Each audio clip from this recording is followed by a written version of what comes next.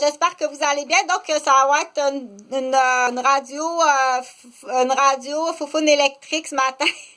Une radio foufoune électrique de Garde-Marois.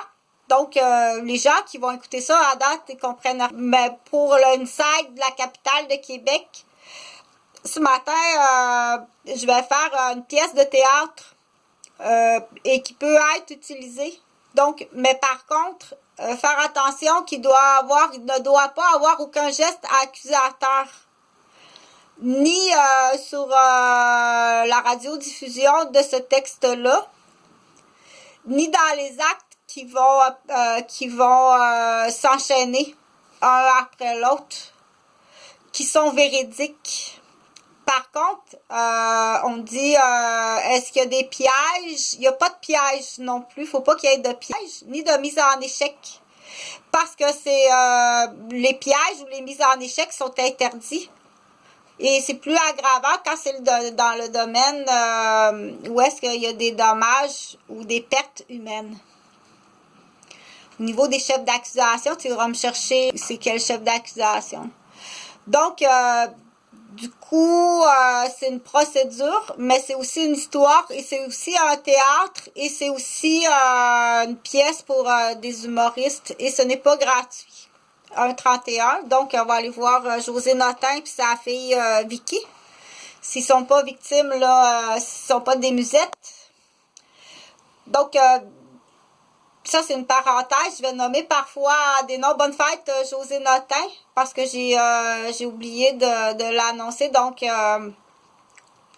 José Notin, c'est une amie d'enfance de Mascouche qui habitait à la Côte-Saint-Philippe,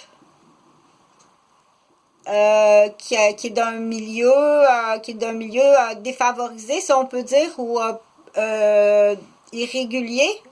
Pour pas, du coup, dire on n'a pas le droit de parler de quelqu'un, mais dans cette situation-là, je vais en parler. Donc, José, elle vit à Montréal avec sa mère. Et le docteur dit à la maman, José, votre fille, là, si vous voulez que votre fille vive, vous devez sortir de la ville de Montréal. Parce qu'il y a trop de pollution, il y a trop de smog. C'est impossible pour José de vivre à Montréal.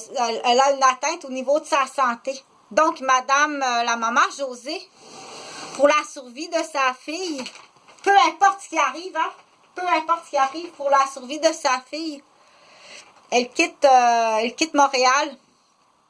Le cœur de l'homme médite sa voix, mais c'est l'Éternel qui dirige ses pas. Donc, elle quitte Montréal puis elle s'installe à la campagne à Mascouche, sur la côte Saint-Philippe, qui se trouve à être tout au bout de Saint-Henri.